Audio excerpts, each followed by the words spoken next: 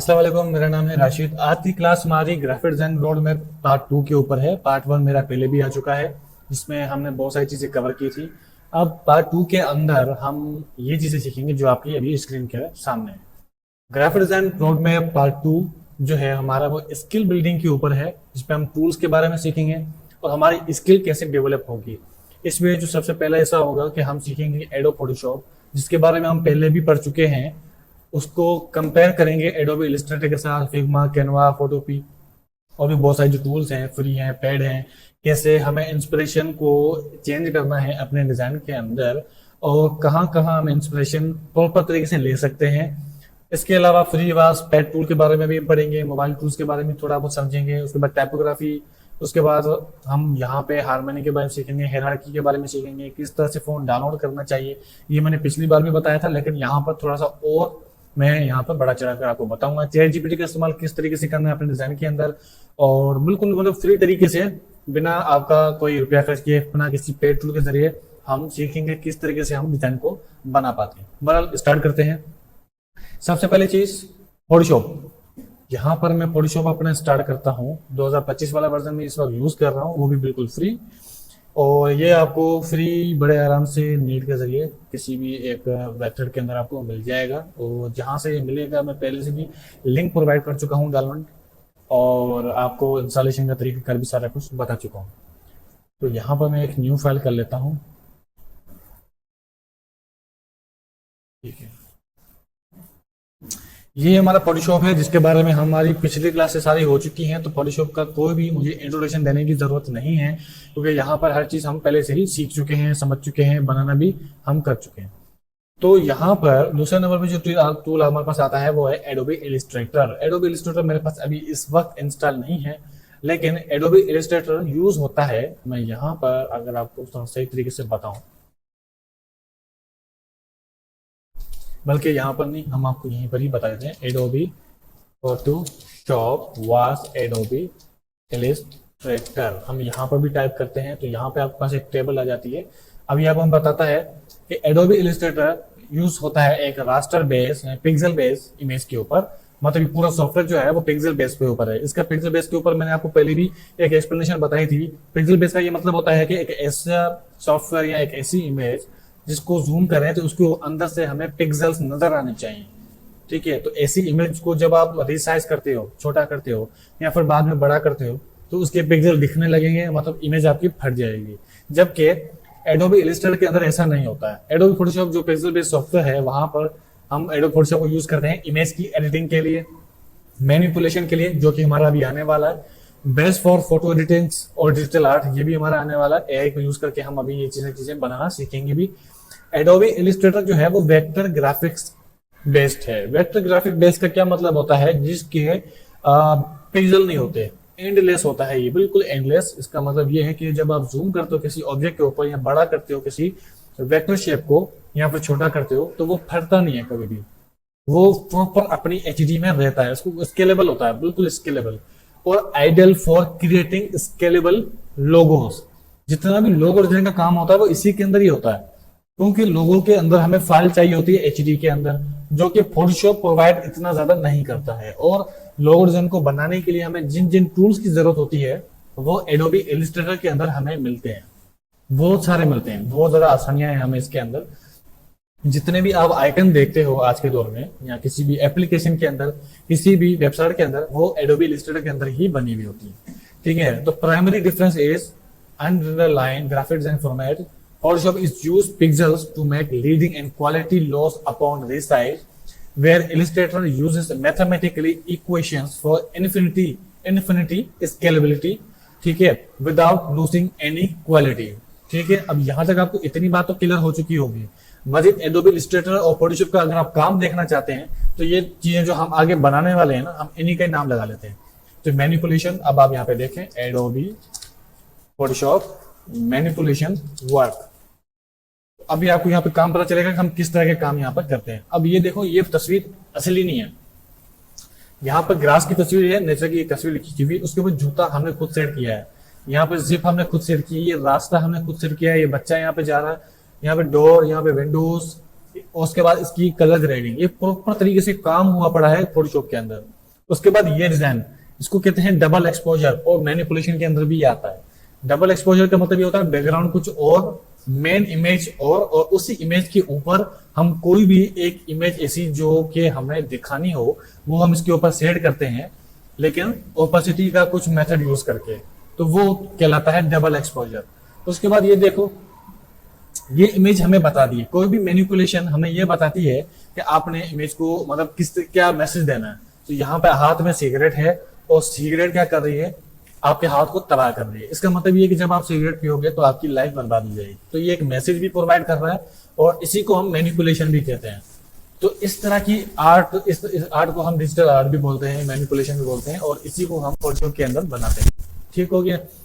तो अब Adobe Illustrator का वर्क मैं आपको बताता हूं। एडोबी इलिस्ट्रेटर वेक्टर वर्क,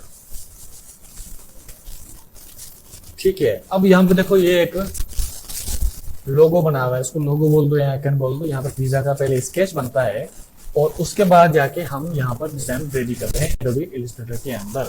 इसके अलावा यहाँ पर ये देख लो, यहाँ पे एक सीनरी बनी हुई है, वेक्टर वर्क के कंप्लीट दरख्त भी बने हुए हैं, टहनियां भी बनी हुई है, सूरज भी बना हुआ है, ग्राउंड भी बना हुआ है, माउंटेन भी इसी से बने हुए हैं सारे। और कितना खूबसूरत है, ये टोटल वेक्टर आर्ट है जो कि हम एडोबी इलिस्ट्रेटर के अंदर बनाते हैं ग्रेडियंट का इस्तेमाल करके, पेन टूल का यूज करके। इसके अलावा ये है डिजिटल आर्ट, ये आजकल वैसे भी बहुत ज्यादा ट्रेंडिंग में है और काफी अच्छे से ट्रेंडिंग में है। हम आजकल देखते हैं कि एडोबी कह रहा हूँ, गूगल व्यू और गूगल नेरो बनाने के जरिए लोग 3D ऑब्जेक्ट बना रहे हैं, 2D ऑब्जेक्ट बना रहे हैं अपनी इमेज ओरिजिनल भेज के। तो काफी टाइम पहले तो हम ये यहाँ पर पेन टूल के जरिए खुद बनाया करते थे, आज भी बनता है, क्योंकि हर चीज एआई खुद नहीं बनाती है।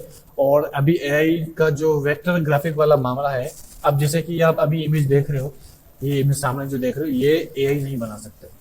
क्यों? क्योंकि इसके अंदर मल्टीपल कलर्स है, ब्लू, येलो, लाइनिंग आप देखो, उसकी डिटेलिंग देखो। उसके बाद यहाँ पे हाफ टोन का इस्तेमाल किया हुआ है। उसके बाद आई के अंदर आप उसकी डिटेलिंग देखो, जितनी डिटेलिंग हम यहाँ पे खुद एडोबी इलिस्ट्रेटर यूज करके देते हैं वो अभी तक एआई नहीं दे पाया, ठीक है। और हमारे हाथ में मुकम्मल कंट्रोल होता है एडोबी इलिस्ट्रेटर के अंदर कि हम इसको किसी भी एंगल के साथ, किसी भी तरीके के साथ, किसी भी कलर के साथ, किसी भी डिटेलिंग के साथ हम इसको बना सकते हैं। जबकि एआई के अंदर हम जब एक प्रॉम्प्ट दे देते हैं तो वो एक ही तरीके से काम करता है। उसके बाद उस पर हम किसी तरह की चेंजिंग करना चाहें तो कर सकते हैं, लेकिन वो कंसिस्टेंट नहीं रहता। जबकि हमारे हाथ में मुकम्मल कंट्रोल है तो हम कंसिस्टेंट रह सकते हैं। यही वजह है कि एडोबी इलिस्ट्रेटर वेक्टर आर्ट के लिए सबसे ज्यादा मशहूर है और सबसे ज्यादा करामत है, ठीक है। तो इसके अलावा जितनी भी स्टोरी बोर्ड होती है एनिमेशन की, वो भी हम इसी के अंदर बनाते हैं। ये एक एनिमेशन की स्टोरी बोर्ड है।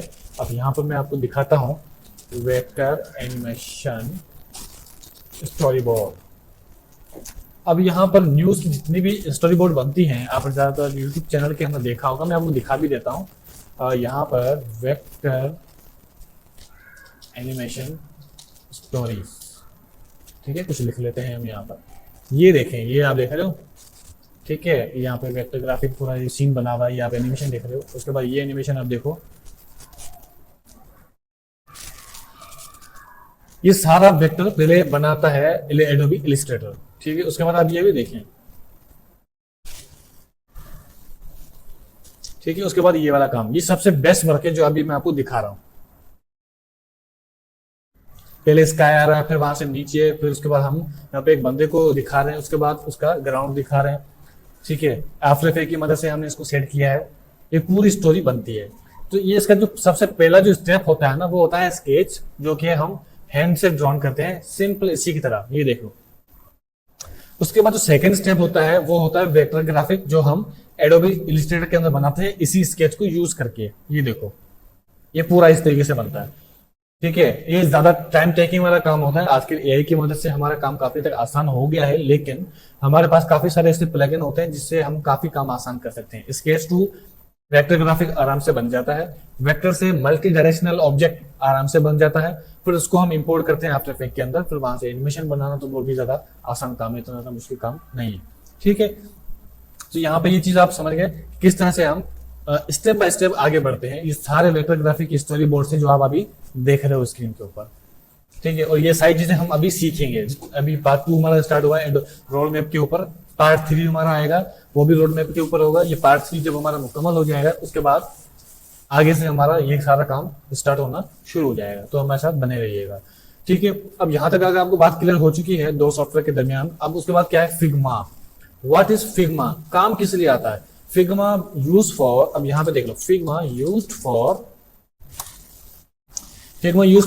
Designing websites. याद रहे क्या, डिजाइन वेबसाइट। अब तक जो हम दो सॉफ्टवेयर पे काम कर रहे थे वो होता है photo designing, image art, manipulation, digital art, लेकिन यहां पर फिग्मा यूज होता है डिजाइनिंग वेबसाइट, ठीक है। वेबसाइट को कोड करने के लिए नहीं, हम जो भी काम फोटोशॉप के अंदर करते आए हैं, जो काम हम एडोबी इलस्ट्रेटर के करते आए हैं, सेम उसी टूल्स के साथ, सेम उसी कॉन्सेप्ट के साथ, तरीकाकार सारा कुछ सेम, वही कलर थीम, वही शेप्स, वही टूल्स, लेकिन यहाँ पर ये चीज काम आती है हमारे पास वेबसाइट को डिजाइन करने के लिए, एप्लीकेशन को डिजाइन करने के लिए, या फिर डिजिटल प्रोडक्ट की कोई वेबसाइट हो या डिजिटल प्रोडक्ट कोई हम बना रहे हो उसको भी डिजाइन करने के लिए काम आता है। यहाँ पे लिखा हुआ also for brainstorming and create presentations. बिल्कुल, प्रेजेंटेशन भी हम यहीं पे बनाते हैं क्योंकि इसी के अंदर हमारा एनिमेशन का भी काम आता है। एनिमेशन भी हम फिग्मा के अंदर बना सकते हैं 2D ग्राफिक्स से रिलेटेड, ठीक है। यहाँ पे डिजाइन का मुकम्मल सिस्टम बनता है। सिस्टम से मतलब ये है कि अगर आप किसी एप्लीकेशन को देखो, उसका फ्रंट होता है लॉगिन वाला, फिर लॉगिन करते हैं, फिर लॉगिन का पूरा फॉर्म खुलता है। अगर आप लॉगिन नहीं करना चाहते, आप रजिस्टर करना चाहते हो, कोई अकाउंट बनाना चाहते हो, तब आप उसके ऊपर क्लिक करते हो तो वहां पर रजिस्ट्रेशन फॉर्म बन के आ जाता है। तो ये पूरी जो एनिमेशन होती है, पूरा जो फॉर्म होता है, वो पूरा सिस्टम हमारा यहाँ पे बनता है। मैं आपको दिखा भी देता हूँ बाकायदा, ये देखें, ये देखें, ये बिल्कुल फ्रंट स्क्रीन है किसी एक एप्लीकेशन की। अब एप्लीकेशन के जब आप अंदर एंटर होते हो तो हमारे पास कैटेगरी शो होती है। जब आप कैटेगरी को पहले क्लिक करते हो, जैसे कि वेजिटेबल, तो उसके अंदर वेजिटेबल के अंदर हमारे पास क्या आता है, वेजिटेबल से रिलेटेड प्रोडक्ट आते हैं, उसकी प्राइस आती है, ठीक है। तो जब आप किसी के ऊपर क्लिक करते हो फिर वो अंदर जाता है, फिर उसके अंदर क्या दिखेगा, फिर उसके अंदर जाएगा, फिर उसके अंदर क्या दिखेगा, ऐसे करके आप मुख्तलिफ पेजेस बना रहे होते हो, मुख्तलिफ सेक्शंस बनाते हो। ये पूरा का पूरा सिस्टम होता है और ये पूरा सिस्टम हमारा इस तरीके से दिखता है। ये देखो, यहाँ पर आपको ऊपर से दिखने में जरा ओड लग रहा है, लेकिन ये असल में ओड नहीं है। हम मोबाइल के ऊपर किसी वेबसाइट को कैसा एक्सपीरियंस करेंगे, किस तरह से उसी चीज को हम वेबसाइट के ऊपर कैसा एक्सपीरियंस करेंगे, और फिर उसको हम टेबलेट के ऊपर कैसा एक्सपीरियंस करेंगे, डिजाइन हमारा कैसा होगा, फर्स्ट पेज कैसा होगा, फॉर्म हमारे कैसे होंगे, हमारा कॉन्टेक्ट फॉर्म कैसा होगा, शुरू से लेकर एंड तक, वेबसाइट का शुरू से लेकर एंड तक, और किसी भी एप्लीकेशन का शुरू से लेकर एंड तक डिजाइन कैसा होना चाहिए, उसका यूजर एक्सपीरियंस कैसा होना चाहिए, वो कंप्लीट हम बनाते हैं फिग्मा के अंदर। और ये सबसे बेस्ट सॉफ्टवेयर है अपनी इस इंडस्ट्री के अंदर, मैं सबसे बेस्ट मानता हूं। मैं समझता हूं एडोबी XD इतना करामत नहीं है जितना कि फिग्मा, क्योंकि फिग्मा ऑफलाइन भी चल जाता है। फिग्मा को आप दुनिया के किसी भी कोने से कनेक्ट कर सकते हो। आपने यहाँ पर अपने कंप्यूटर के अंदर डिजाइन बनाया, अब आप किसी और मुल्क में चले गए तो आप वहां से सेम यही प्रोजेक्ट आप यूज कर सकते हो और यहीं से आप कंटिन्यू कर सकते हो, ठीक है। वहीं पर